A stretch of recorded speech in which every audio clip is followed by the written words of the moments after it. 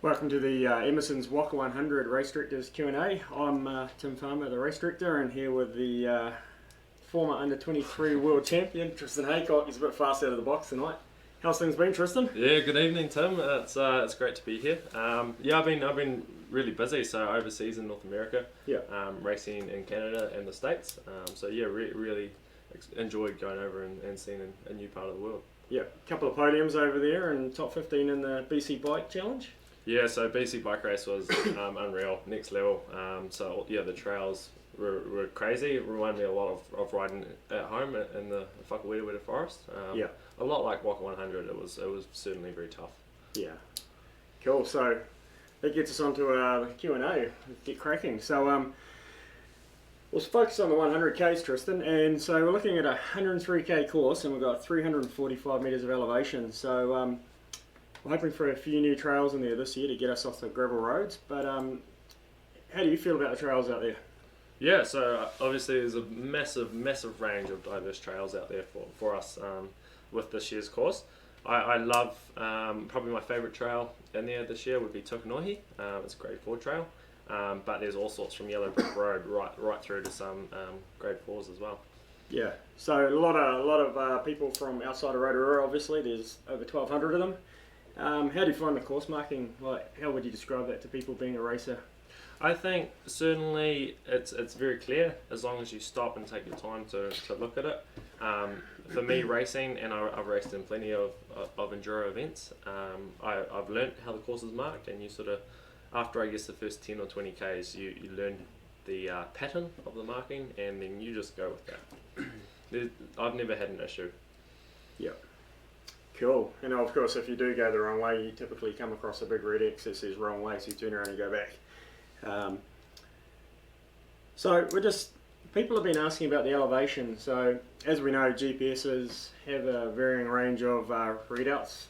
You and I could go for a ride next to each other, and I could get 4,000 meters, you might get 3,000. So what we do with our courses is we take an average of elevation. So between 10 riders, we take the average elevation, and that's working out to be about that 3,045 meters. So I do know there's people last year that came in over 4,000, and it does vary depending on your GPS and the weather and everything. But yeah, so I've done the race itself 3 times, and the elevation changes every time. But I've also done probably 5 or so training laps on it of the full course, and again, the data that you get is so variable depending on the conditions and the connection that you've got. Also, I guess the other thing is whether you've got a speed sensor on as well. It makes a massive impact to your actual result.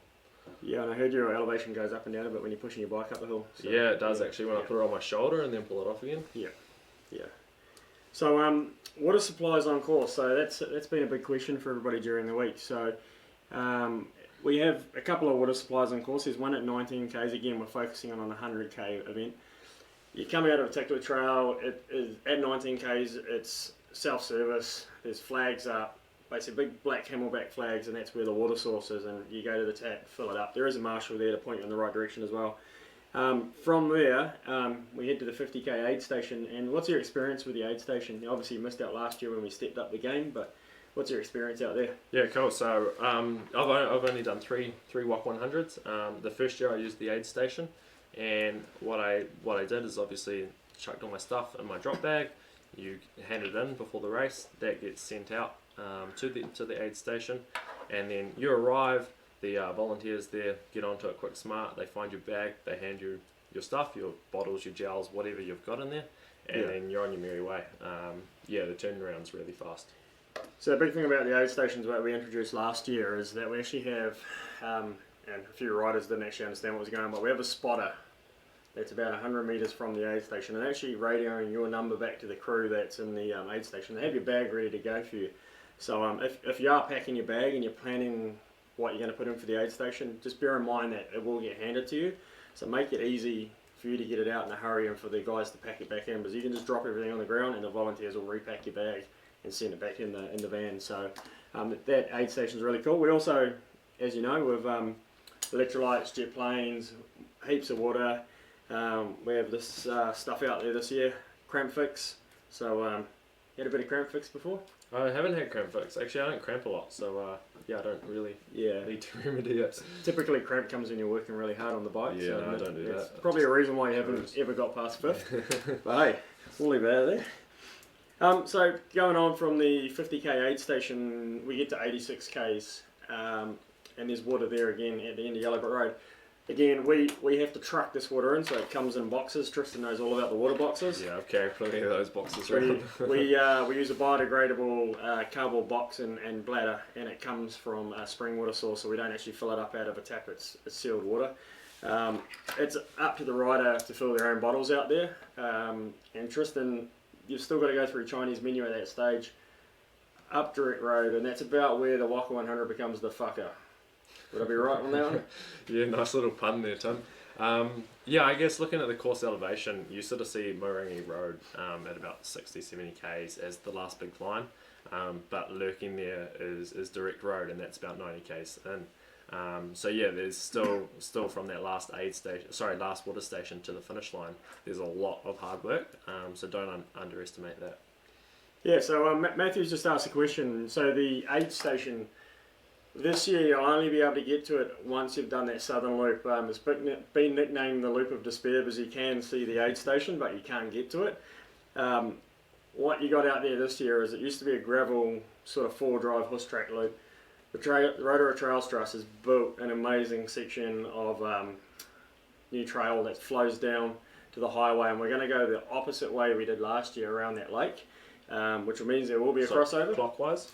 No, anti-clockwise. So, but I do have the e-bike, number 2 on the e-bike on the Strava down there. So, well, I've been injured. Congratulations. Cheers, mate. It's finally got onto the trophies.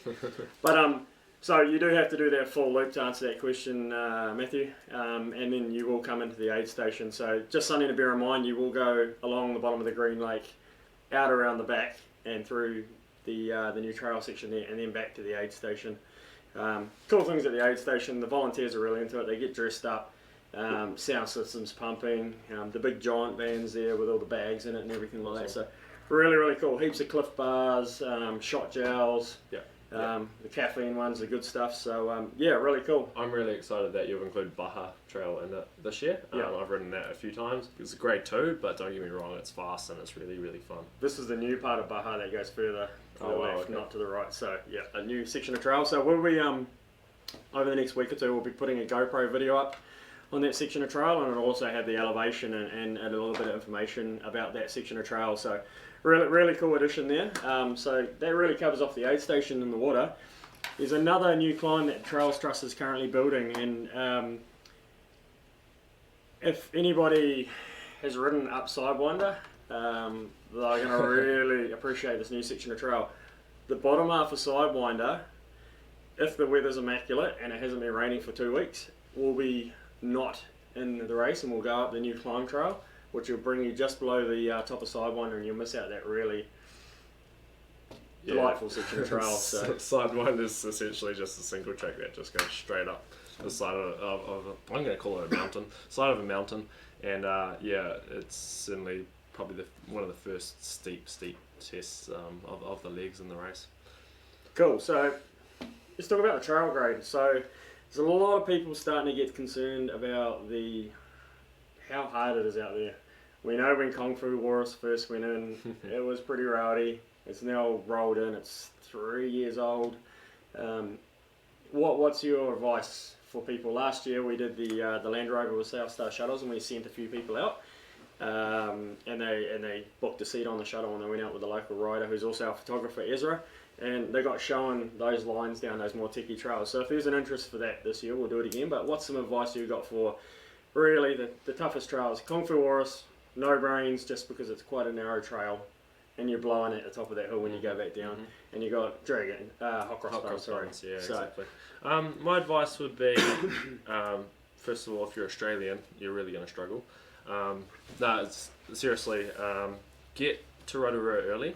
So if you can get off work, come over early, ride the trails, get familiar with the flow. If you can, get out on the actual trails that we've just mentioned, so the 3 grade 4 trails, and see what they're like. if you can't do that, just take your time down them. Learn the flow of the trail at the start. They're sort of built the same from the start to the end. So once you learn the flow of the trail, then you can get carried away. Yeah. Cool. So obviously we've got a 100k race. Most 99% of people finish it. There may be reasons why you can't make the cutoffs, but we do have those cutoffs out there, and with that is a whole lot of timing splits that the timing guys really love hauling out all the timing mats and timing points out there. I think we have about 15 in total. But there's a section of trail with Billy T. In a 100k race, you've got to make it there by 11:45, so that's 34 k's. Really achievable, but there may be a chance that you don't make it. The cool thing about Billy T is this is the last time you get to ride it in its current form. It's being harvested 2 days later, so pretty exciting. If you haven't ridden Billy T, Yeah. you'll want to go back on Monday morning and ride it again. I think the low-key Super D's doing a low-key Billy T, so Oh, sweet. yeah, cracking doing it on Monday as well. But also at the aid station, 1:30 is the next cut-off. Nobody's missed that cut-off as well. And we have tailing Charlies that will ride along with you. They've got radio, so we know what your pace is, and we can actually give you some encouragement via the radio and the tailing Charlie to maybe click up a few gears and just put a little effort in a certain area to make sure you do make those cut-offs. But you'll find that you do make them unless you have a major mechanical and you stop for quite a long time. So the cut-offs are there for safety, because once we get to 76 k's, we do have to have another cut-off at 3:45. And that's purely because when you hit Rock Drop and Rosebank, the sun's gone. It's dark in there. Yeah. And I was in there this afternoon, and it got dark really fast. Yeah. Were you putting in some new French lines? Yeah, exactly. Yeah. Exactly. Just Cutting out all the moving corners. gas sticks out of the way. Yeah. So, well, we talk about the section of Rosebank, the shootout. Yeah, cool, sweet. Yeah, I see a few questions coming through for the shootout. So, I really rate the shootout. It's first of all, for the seeding purposes, it's massive. So it obviously brings the faster riders to the top.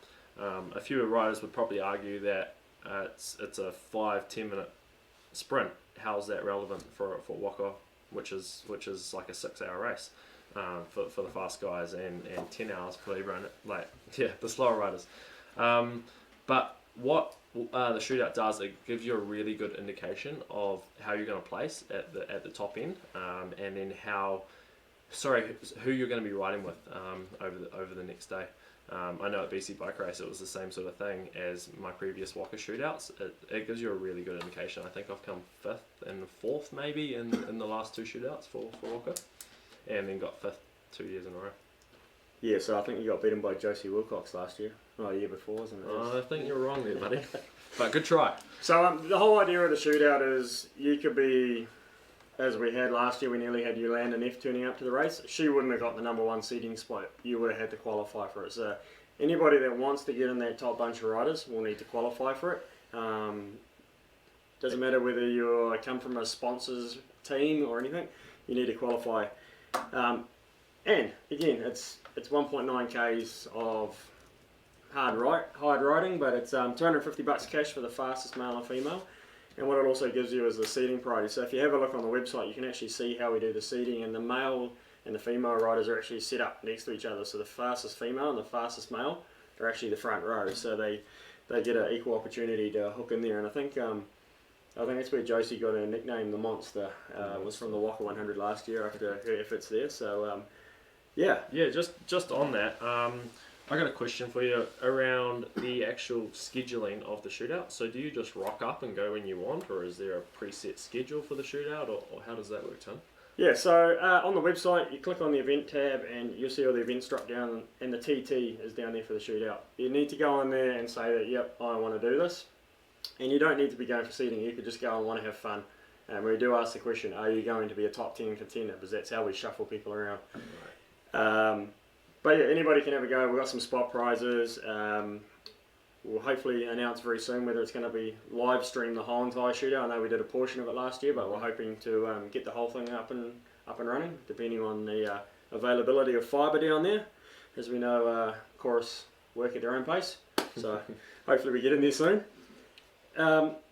Yeah, so jump online, fill it out. Everybody that's previously entered up until Monday, it was already been sent an email asking them to sign up. So I only think we had 69 people out of 1200. Cool. Yeah, I certainly haven't signed up yet, so I'll get onto that. Yeah, so people like Sam Shaw haven't even entered yet. So I think he came third last year, and he's already putting Instagram photos out there. Come on, Sammy, get into it, mate. So yeah, TT, awesome time. Now Kmart's open, we'll have inflatable ducks and lifeguards and stuff in the creek for anybody that does go upside down, like Richard Greer from CP Coaching. So bit of a spectator spot there in the creek, which is only about this deep. Yeah, I think it's a mind over matter thing, that creek, eh? Like, you do the whole 100 Ks and it's like, what, 300 metres? Oh, it's not in the actual 100K race, is it? Or is it just the... No, it's in both. It's in both, yeah. yeah. So, regardless, TT or WHAKA100, you're going to be tired by the time you get there, and you're going to just really want to get through that creek and go on the other side. It is a mind over matter thing. My advice for you is take your time coming in, catch your breath, square it up, pop like a little wheelie maybe in, and then away you go. Cool. So a couple of questions coming through about how wet has the winter been and how are the trails. It's Rotorua. Come on, the trail. You've been out there today. You're not even from here. Unfortunately, you live on clay and a bit of other stuff. Sand. But yeah, it's been. Yes, we've had rain, but it poured down last night. Tons of rain, and it's still running mint. Trails Trust. We've got a bunch of paid guys out there that are doing amazing stuff with the donations they're getting coming through. So if you want the trails to keep running good, make sure you give them a donation. But coming back to the trails, they're amazing. I don't know, for some people that were here 2 years ago, we had a big pond in the middle of the forest. Due to the volume of rain, that thing's gone. It's running mint. Yeah, no, it drains really, really well. It's one of the best draining pieces of forest I've ever ridden, to be honest. And yeah, I've ridden all over North America and across Europe as well. Yeah, so what really's next, Tristan? What's coming up? Golly gosh, for me, got WHAKA. So WHAKA is next on the radar. Yeah. And then I'm sort of, aiming for, I guess, a top 5 in the race. Training's been pretty good. I've been balancing that with the rest of life with coaching and assignments at the moment in my final year of study, and then heading off to Pioneer, and I'm actually going to tackle this coming season the XCO. Going to give Nats and Oshis a good nudge and maybe even go overseas. So we'll see how my form is come January, February. Cool. And so last couple of WHAKAs that you're racing, you've only made 5th. Twice in a row to the same people. Got a few Aussies coming this year. They're going to spoil that. Yeah, exactly. So you race against John. Race BC. Against Johnny Adams in BC in Canada, and really blown away by his skill level, especially for an Aussie. I give the Aussie a hard time. They're pretty skilled to be fair. Yeah, so Brendan Johnson, John Adams. There's Karen Hanlon coming over for the ladies. Oh, cool. So as well, we've got Kate Fluker coming. Yeah, I remember riding. Leyland's coming. You know, all the girls are. You know, Josie's going to have a bit of a battle this year, I think. Yeah, it's good for Josie to have some competition and really see the women's field come alive.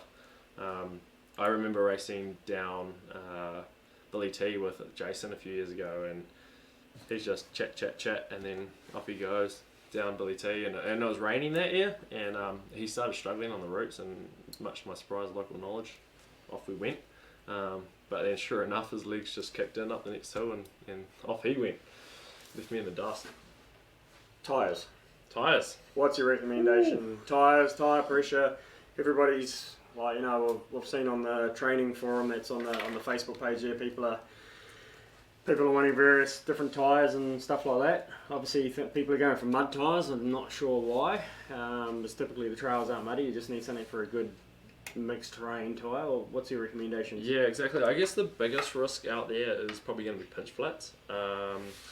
I feel that tubeless is definitely a big advantage riding in Rotorua, and because the trails flow so nicely, you pick up quite a lot of speed heading through the forest. So yeah, if you can get tubeless set up, probably a month before, I guess, which is today. But yeah, at least 2 weeks before, then you can sort of start to feel how it works on your bike, and that's gonna solve any issues with snake bite. And then obviously the flip side to that is running your pressures as low as you can relative to the weather. But also you got to take into account that it's a 100k race. You're going to get tired. You're going to make mistakes. So yeah, it's a real balancing act. Cool. So another question we commonly get is how much do I eat and how much do I drink? So for me personally, before I crashed at Port to Port, I was rocking the Camelback Chase vest. I rate that vest. Body fit vest, built for endurance racing. You can tell this is going somewhere because we're about to tell you that we've got it on the website. So if you go onto our merchandise page, you can get them in a race exclusive deal. About $143 when they're normally about 180. And the also beauty of that is that they're not very commonly held in your local retail stores. So jump on the website, grab one of those, and you pick it up at the event ready to go. So and Camelback will be there if you got any questions about how things work and all of that. But yeah, I was pretty reluctant to ride with packs in my first few years of riding, but I did obviously for longer rides and training rides and races and whatnot.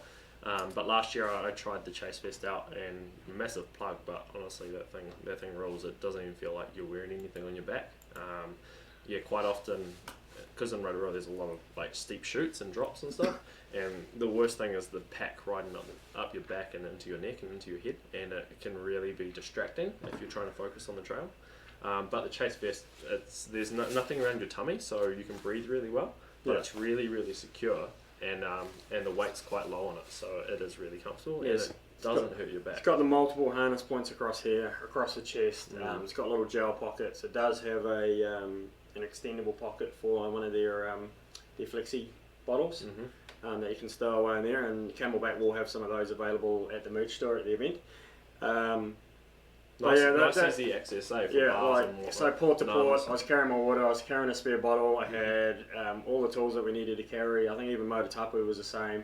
Had spare tubes, jackets, and it's this tiny little pack, but it's built specifically for endurance mountain biking. So they built it initially for running, and now they got it for mountain biking. So it's cool. So yeah, how much fluid do you drink? How much fluid do I drink? Oh, funny story. In the race. I got a question for you. Yes. Before we go into that, are we allowed feeding outside of the aid stations and water stations? The feeding this year and going forward will need to be done within those designated water areas. Cool. Hence we have marshals at them. So you basically can't have an e-bike chasing around the forest with spare wheels, spare tyres and bits and pieces like that. So you need to feed in those particular spots. And we'll be making that more clear as we go on into next year, because we will be moving into an elite category. Now we have so much participation, we need to separate the racers from the guys that are just wanting to get out there and have a crack at the event. Is that so the professionals and those with big budgets and lots of support and even locals don't gain an unfair advantage? Is that what that's all about? It's more to keep it consistent. Okay. And typically what happens is you get supporters that rip around typically on an e-bike, as you may have seen last year. That's you. It happened last year as well. So they race around on an e-bike and they do get in the way of other riders. They try to ride the trails, and it's just not fair. So with the 50k aid station, you can actually park up and look on the map. You can go straight down the highway, park up, walk in 2 minutes to the reserve, and you're at the feed station. So you can meet your rider there. They're nicely placed around the forest that they are easy access. Yeah, so the one that's really hard is the 19k one. It's again at 86, is a little bit tricky to get into. But yeah, so the other thing is mechanicals. We've had it in the past where somebody's had a mechanical on course and they've gone down to the bike shop way down the road and then rejoined the course somewhere else. That's instant disqualification. So you need to be self-sufficient, but you are allowed to have support from the other riders, and we do have like a sag wagon vehicle going around, and they will have tools and pumps and stuff available. But if you don't carry a tube, or if you don't have your own chain link, then you're lucked out. But we will give you help with tools and everything like that, and bits and pieces, and we have lube and stuff like that. So we have some ride mechanic chain lube out there just to keep the bikes going if you do need those bits and pieces. But it is a marathon race, you do need to get yourself to the finish. Yeah, exactly, and that's a big part of it. Actually, it comes under preparation. It's certainly caught me out a few times. Not so much in races, but on training rides, and that's why it's good to go and do race simulations and put yourself through it, and it makes you think of all of the little details. But yeah, to answer your question about feeding, so obviously historically before this rule was enforced, I would send my little brother out on an e-bike, exactly like you say, handing me off bottles. I was that guy. Yeah. So I think I would consume maybe 6 bottles, so 6 710ml bottles. No, they'll be like this. You get a new one. You get the new version this year, so it's got a new cap on it. Fancy. A little bit the new grip like Tristan's one, but you'll get an official WHAKA100 bottle from Camelback this year. We'll also have we have some from another event similar to this, Toyota Rangers bottle. So Camelback bottle at the event. Be able to pick them up for $5, the same 750ml ones. So cool. $5 for a Camelback bottle, branded with a different event, but you can pick one of those up as well. Yeah, so we're kicking ass in that merch store. Exactly. Yeah, but these things, like, it varies so much on the day and the temperature. So I recommend you, if you are going to be real pedantic about your feeding, check out what the weather's going to be like before, what the temperature's going to be like, and then keep track of how much you're sweating as well. Camelback have a really cool calculator resource on their website. We'll chuck that calculator up in the link. Awesome. So I recommend you check that out. Hydration calculator. Yeah, it just makes it a lot easier when calculating. So working that out. To give you an idea of the extremes that we can get to with weather, the year I last raced, it was 2013, and I finished in the top 20. It's the best I've ever done in a race until I got on an e-bike. But there was guys being taken away in ambulance with dehydration at 80 k's. They've gone out there, one bottle, and it's not going to cut it. You need a bottle an hour is a safe rule of thumb, if not more. But you also need to be taking in enough carbohydrates. Yes. And if you're really concerned about your nutrition intake, you can always flick Team CP a Facebook message who provide our training programs, and just ask them what their recommendations are, because they're more than willing to help you out, and it's something you can look into the future for future races, is actually working with those guys to develop a bit of a race plan. They're bloody good at it. So yeah, it's a double-edged sword hydration. You don't want to underhydrate, but you obviously don't want to overhydrate as well. That can have some really, really bad consequences. So yeah, it's definitely worth doing your research. And yeah, also you got to calculate roughly what your average speed's going to be, how long you're going to be out there. There's quite a lot that goes into feeding and fueling if you want to do it properly. But that's the beauty of aid stations. They're there, the water stations and the aid stations are there. They're there to help you and make sure you're using them.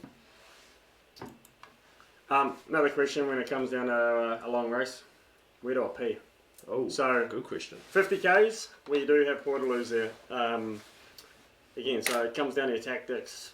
Guys and girls racing at the front probably don't care about the portaloo, but for the other people, the other 500 and the 100k race, there is portaloos there, and there's a portaloo down by the shuttle drop off that is not right on track, but it is there in case of an emergency. But yeah, we do have a couple of portaloos out there in the aid station at 50 k's. So, but yeah, something to be mindful if you're taking in too many carbohydrates. It's not going to go down well with your stomach. So the faster you get there, the less likely there will be a queue as well. Hey, a little bit of extra motivation for you. Awesome. So just quickly, we're doing a bit of merch this year. Got a bit of merch on the website. $1 from every t-shirt actually goes back into the trails. So if you guys are out there picking up some merch, make sure you pre-order it on the website, and then you can pick it up at the event. But $1 will go back into the trails, and same with the medals. So we're engraving medals to make it a little bit more personable to the rider. Actually putting your you can get your time and everything engraved into the medal. So yeah, pretty cool. It's $6.50 to get your medal laser engraved, and we flick $1 back to the trails. So it's cool. So that's good. Focusing on the little things, that's what makes it a good event, a great event. Yeah, I'll tell you what's going to make it really great. Emerson's. They're bringing up a little mini brewery experience in this trailer. They're setting up this little food kitchen. You'll be able to get like beer, you'll be able to get little samples off their menu and stuff that you get in the pub down in Dunedin. But the cool thing is that they're doing is their major prize for this event is actually winning a trip to go hang out with Emerson's and go hook some trails in Dunedin. Oh, sweet. Flights included for anywhere in New Zealand. So if you live overseas, you're probably going to have to get to New Zealand first. Yeah. But you'll be able to hook it down to Dunedin and go riding. Drink alcohol and ride your bike. What more could you ask for? Sunny weather. Oh, yes. Especially in Dunedin. Yeah, one of the big things we found with the WHAKA100 is everybody leaves it to the last minute to turn up and pick up their gear. So if you leave it to the last minute, 10 minutes before your start time, you may not meet your start. You got to think forward and plan. Either pick up your rego pack early on Saturday when the shootout starts, or turn up uber early on Sunday morning on race day, and pick up your rego pack. Then we're not gonna prioritise people if they turn up 2 minutes before they're getting there and we've got other people in front of them. Exactly. It's just, you really gotta, but it's part of your racecraft really, isn't it? Yeah, I see it all the time, and I think I've been guilty of it a few times as well. But my approach to it now is, you've done all of this hard work, you've travelled all this way to be here. Why let yourself down by adding extra stress for being late for your rego pickup? It just doesn't make sense to me. Plus, there's all sorts of like cool things in the rego pack which you might be able to use during the race. Yeah, another big thing out at the aid station is the cliff gels. Hundreds of gels. We're at 300 gels for 500 riders, so not everybody needs them. A lot of people are particular to the brand of gel they're using, but there will be gels and bars and that sort of stuff out at that 50k aid station as well. So, and that's for the 100k riders. The 50, the 25, and the other events, they don't get that aid station because they're not out there for the length of time they're out there. Well, hopefully not. Yeah. Couple of big things that we're really pushing into enforce this year as well is a question we've been getting all week is, can I have a portable speaker playing on my bike, or can I put headphones on? Portable speakers, no, because not everybody around you actually enjoys the style of music you listen to. The earbuds that plug into your ear are strictly not allowed, but if you have the airbone speakers that are just starting to come out now, I think Torpedo 7 sells them now. Okay. They are permitted because you can still hear what's going on. But if you're caught with anything blocking your ears, you're going to find yourself being stopped or possibly disqualified. And that's purely because even though you think you can hear everybody, you can't. And I'm a person that trains with headphones, and I know I can't hear everything. So, that's just how it is. Bike wash, got a bike wash down there. Cool. Pretty wicked little bike wash down there, isn't there? Are you supplying bike wash volunteers, or we got to do it ourselves? Oh, you got to do it yourself. Oh, that's the last. Oh, that's what your brother's for. Yeah, exactly. Hey, Lachlan. Hey, Mum. So obviously it's showers down at Waipa. Yeah, it's a really good facility now. Yeah, so there's 2 bike washes. There's tons of toilets and showers. Make sure you bring a towel and get changed after the race. And there's no nicer feeling than sitting down and having to cry in the showers after a big day at WHAKA. Just real quickly, we're looking Pioneer at the end of the year. I was looking at that until I crashed, and we got the pairs category in the WHAKA100. Yeah. You're not racing pairs this year, but your partner's out there in the 100Ks. Yeah, no, I haven't got a friend. Do you hear that, Kimmy? You're not his friend. What's your advice for the pairs guys? They can go for shootout. They can get the front row of their pairs race. They're actually going to be released at the same time as the front seated riders. In wave 2, I believe, yeah? Yeah, so wave 1 and 2 are actually getting released together. Yeah, cool. So those pairs riders, what's some advice for them if they're going to go do the shootout? We did see Team CP last year try to do the shootout and ended up in the water. What's your advice around that? You're giving old Team CP a bit of a hard time this evening, aren't you? We'll put the photo up on the thread of it later and you'll understand why. Yeah, cool, alright, I'm looking forward to it. Team's advice, gosh. I guess play to each other's strengths and be patient with each other and work together. Mountain biking is a unique sport from the fact that it is an individual sport, but if you're adding this team element to it, it's completely different now because there's a lot different mentality going into it. So you gotta work together a lot more. Don't just ride off and just say follow me, let's go up the hill. It's you gotta sit behind the person and motivate them. It's a lot of it's up here and working together, staying positive and helping each other out. Yeah, and understanding when each other's blowing up and what they go through. Yeah. So get out and ride together before, so you can understand sort of how their heart rate's going to be responding when your heart rate's at a certain level. Are they maxing out? What can they sustain? How long can they sustain a certain power or heart rate, whatever? And just get to know them. Are we allowed bells on the WHAKA? Ding ding. If you're really into it, I know Brad does. Yeah, With his cool. little rainbow dash unicorn Oh, on the hey, handlebars. Yeah, I'd recommend a bell if you're in the team, like seriously. And then maybe you could just, if your rider's dropping, they just ding their bell and you can hear them. Yeah, it's just little things that will save you energy and save you breath. That'll make a difference for sure. Cool. Obviously, the trails are open to the public during the WHAKA100. It is a public forest, so we can't shut it down. It's one of the biggest tourism things in Rotorua outside the multicultural and the geothermal. Mm-hmm. So you will get other riders in the forest, so you obviously need to be courteous. They will get out of your way because they know there's a race on. But passing etiquette's huge. Yeah, exactly. Especially when you're out there for so long. So typically you come up behind somebody, you're going to say, hey, on your right when you can, and give them an opportunity to move over. Typically, I know it's quite hard at the front when those guys are racing, but you do need to be a little bit courteous. Yeah, no, everyone's pretty respectful at the front anyway. I don't know what it's like at the back. You might be able to shed some more light on that. But yeah, I spent 1 year where I was 85 k's of the race. I was on my own, which was pretty crazy. But the other 2 years, you're passing people all the time.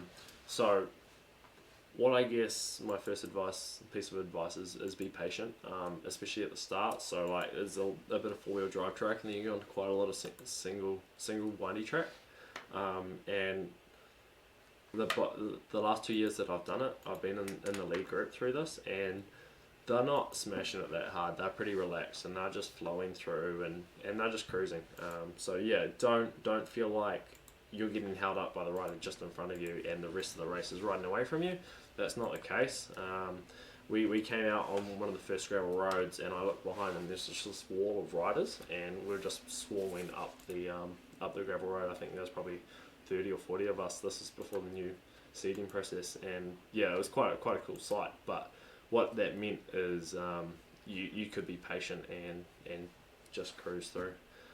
But yeah, be really clear and communicate with the riders around you. I like to say if I'm approaching a rider behind, so lets them know you're there, and then passing on your left, passing on your right, which indicates where you're going to go. Even if you're in a train and you're passing somebody, you just say 2 riders, there's 3 riders coming, just give them a bit of a heads up. But yeah, help each other out. You're all out there doing the same thing and feeling very similar. So yeah, if you can say 3 riders coming through, they'll return the favour for you, and you're not going to get chopped up later on in the race by someone. Sweet, I've got to go hit the wind train and we don't have any more questions coming through. So good luck at the walk-in. We'll see you at the shootout. Cheers, fella. I just want to say hi to Mum. Bye to Mum. I'll be And, home shortly.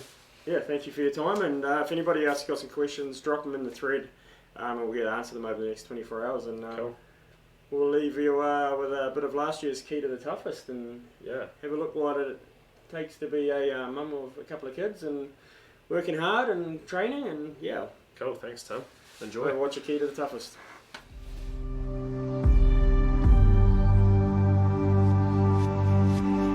So day started today like any other day of the week. Kids are up, getting them off to school, lunches, breakfast. So good. Today is a beautiful day that we get to actually come and ride outside. So I love mountain biking for the sense that it's a real neat social sport and you can do it with your family. And I love it because it is exercise in disguise. You can go out, have a great time and, be absolutely smashed at the end of the day. You don't actually feel like you've done exercise because it's so beautiful out here in the forest. My goal for the WHAKA100 I would say, first of all, would be to complete it, but I would really like to beat my time. I would really love to bring it into the 8 hour, but we'll see on the day if that happens. Fitting in time to train would be the most challenging part of training.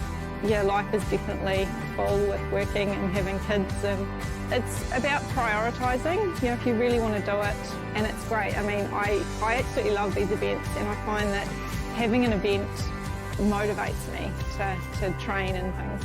The best advice I've been given is definitely to keep eating.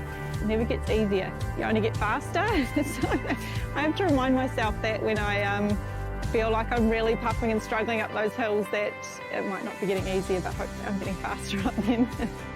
Mentally, I try not to think about it too much, not overthink it, just try and stay as relaxed as possible, I suppose. Take each, section as it comes. I mean, obviously I try to prepare, for what it's going to take to make that distance. The photos of me finishing last year, I think there's like a sequence to where you see every emotion like hitting me as I cross that finish line.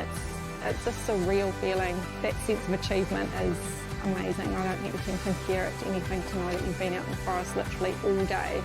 I suppose I'd say to the ladies that were thinking about coming out and riding is don't be put off by the other riders. I know it can be kind of daunting, if you haven't done an event before, and just stick with it. Don't be put off. It's a great sport to get into, and I think more ladies should get into it.